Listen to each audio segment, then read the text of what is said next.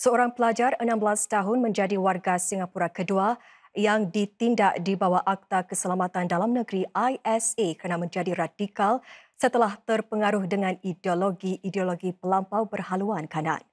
Remaja berbangsa Cina itu melihat dirinya sebagai seorang anggota ketuanan kulit putih selepas menjadi radikal menerusi wadah online. Dia dikenakan arahan sekatan RO pada November lalu. Ini bermakna dia tidak boleh meninggalkan Singapura atau mengakses internet tanpa izin.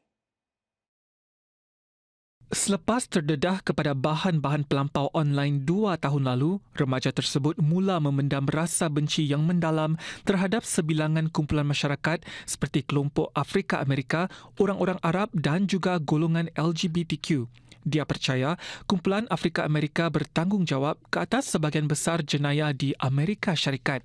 Dia juga bertanggapan pendatang haram Arab di negara-negara barat melancarkan serangan ganas ke atas para penduduk kulit putih. Remaja berkenaan juga kerap ikut serta dalam pelbagai kumpulan sembang pelampau berhaluan kanan serta ingin direkrut untuk lakukan serangan di luar negara. Menurut Jabatan Keselamatan Dalam Negeri atau ISD, dia tidak merancang untuk lakukan serangan di Singapura kerana merasakan masyarakat di sini tidak menimbulkan sebarang masalah.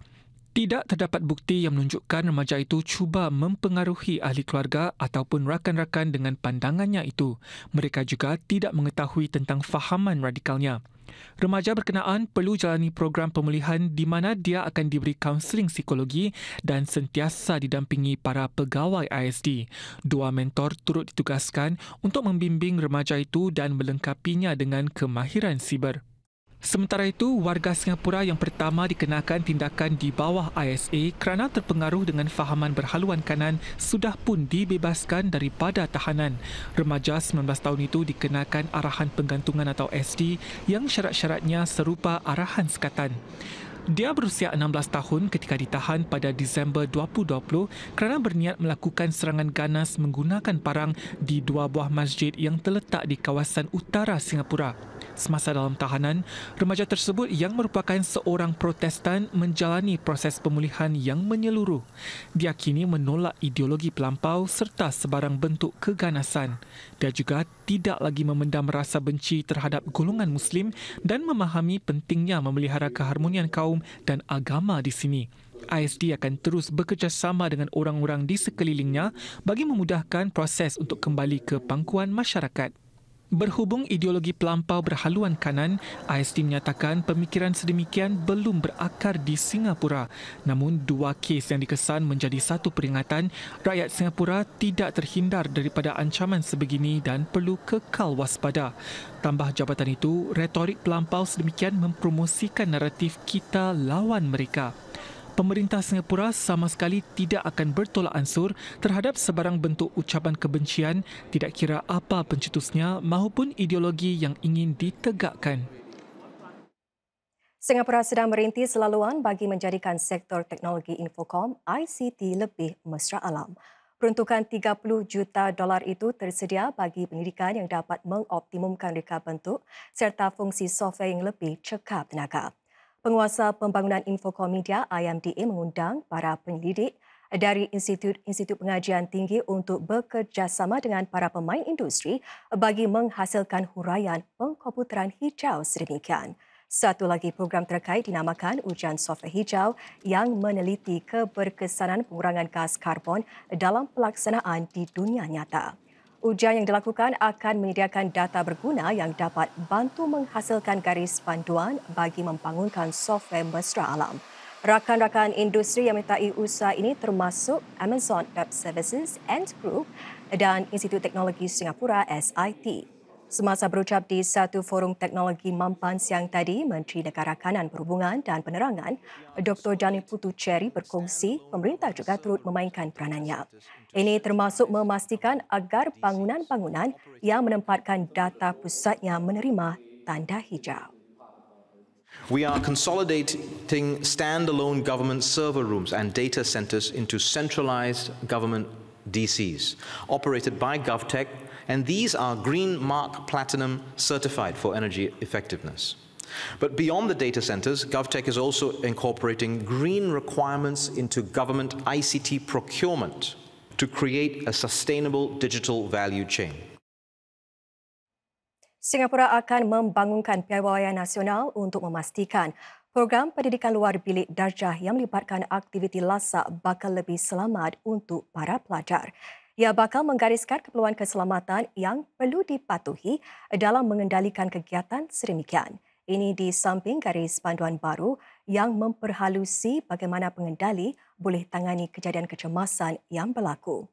Pelbagai perubahan ini dibuat ekoran kematian seorang pelajar berusia 15 tahun semasa menyertai sebuah kegiatan pada paras tinggi atau high element pada 2021. Garis panduan yang baru ini menetapkan langkah-langkah persediaan bagi menghadapi kecemasan seperti mengenal pasti tahap parah kecederaan, contohnya jika kaki terseliuh ataupun kelecuran yang berbahaya. Ia turut menggariskan peranan-peranan tertentu yang harus dimainkan oleh setiap kaki tangan semasa berlaku kecemasan.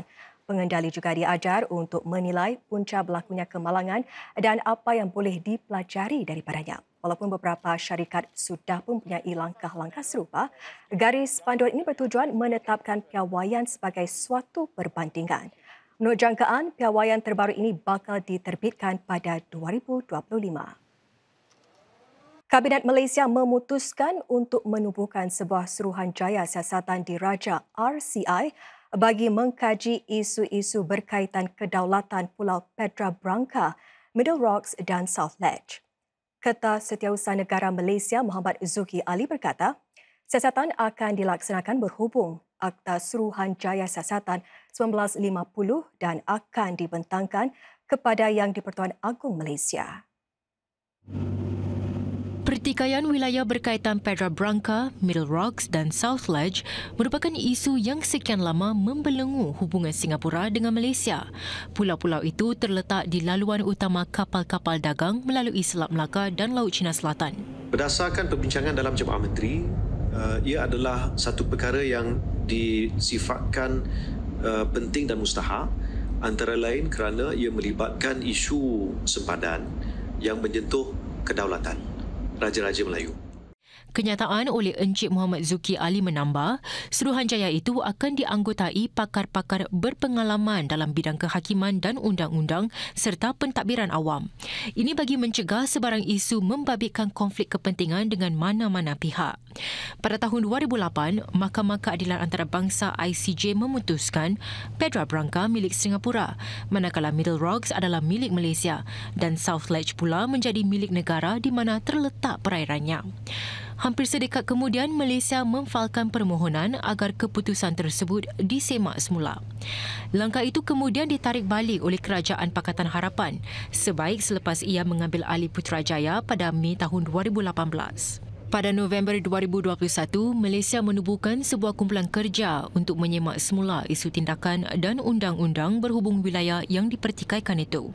Di retreat pemimpin Singapura Malaysia yang ke-10 pada Oktober lalu, Perdana Menteri Anwar Ibrahim berkata, kedua-dua pihak sudah membincangkan isu tersebut sepanjang tahun dan pihak peguam negara bagi kedua-dua negara perlu berbincang bagi mencari huraian yang boleh membawa manfaat kepada kedua-dua belah pihak. Dalam satu kenyataan pada Oktober 2022, Kementerian Ehwal Luar MFA menekankan Singapura sentiasa bersiap sedia untuk mempertahankan dengan gigih kedaulatannya ke atas Petra Branca. Kementerian itu turut menegaskan kedua-dua Singapura dan Malaysia sepakat akan menerima dan mematuhi keputusan Muktamad Mahkamah ICJ. Mediacorp sudah pun menghubungi MFA bagi mengulas tentang perkembangan ini.